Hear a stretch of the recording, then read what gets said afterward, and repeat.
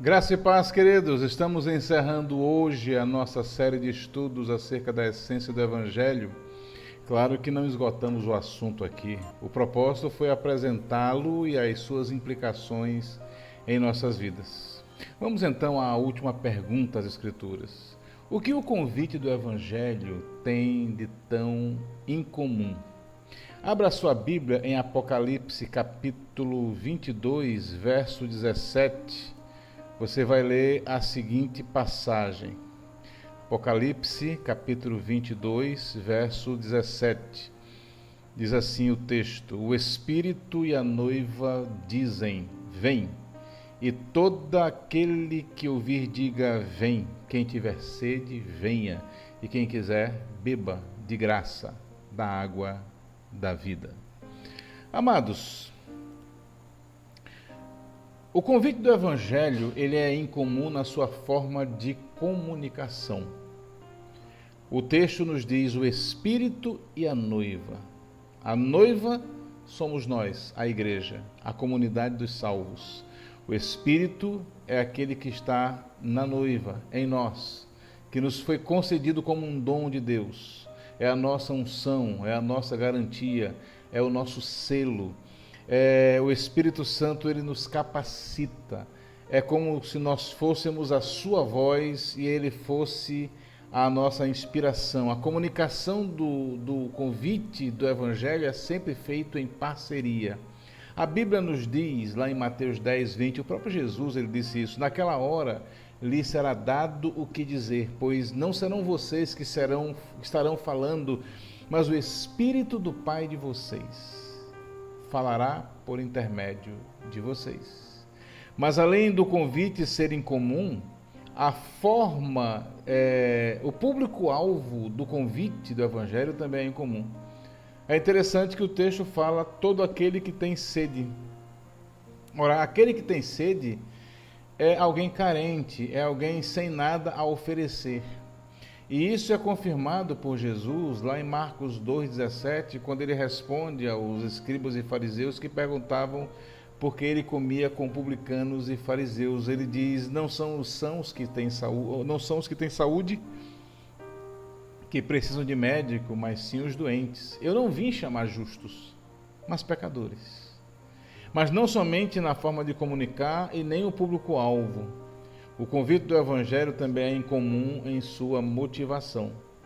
A expressão beba de graça chama a atenção aqui, porque mostra claramente que é a graça de Deus que está por trás do convite. A Bíblia confirma isso lá em Efésios capítulo 2, versículo 8, quando ele diz: vocês são salvos pela graça, por meio da fé, e isso não vem de vós, é dom de Deus. Não vem das obras para que ninguém se glorie.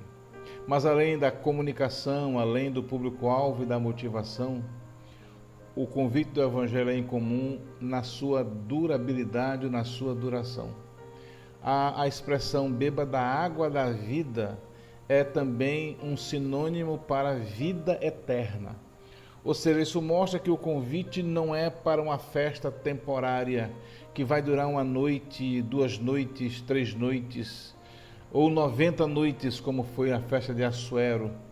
É para a vida eterna, é uma festa duradoura. A Bíblia nos diz claramente em João 16, 22, assim acontece com vocês, agora é a hora de tristeza para vocês, mas eu os verei outra vez, e vocês se alegrarão, e ninguém lhes tirará essa alegria. Ou seja, é uma festa que vai durar para sempre. E amados, por fim, além da comunicação, do público-alvo, da motivação e da duração, o convite do Evangelho é incomum em seu início. Esse verbo vem, ele me chama a atenção porque ele está no presente do indicativo, ou seja, ele não é uma coisa quem vier, é um convite para agora, para aqui. Isso quer dizer que a festa de Jesus, do Evangelho, que Deus preparou para nós, está pronta. E ela começa no momento da sua conversão. ela começa no momento em que você decide por Cristo. A Bíblia confirma isso lá em Lucas 15, 7. Jesus disse, quando contando a parábola das 100 ovelhas, das 99 ovelhas, da ovelha perdida, da dracma perdida, do filho perdido, ela diz: eu lhes digo que da mesma forma haverá mais alegria no céu por um pecador que se arrepende do que por 99 justos que não precisam se arrepender. Por isso, amados, o convite do Evangelho é tão incomum. Amados, a festa está pronta, o convite está feito. Agora, cabe a vocês aceitar esse convite ou não. Eu já aceitei. E você? Pai querido, em nome de Jesus, graças nós te damos por sermos sido honrados por um convite tão especial do Evangelho incomum, mas que nos alcançou.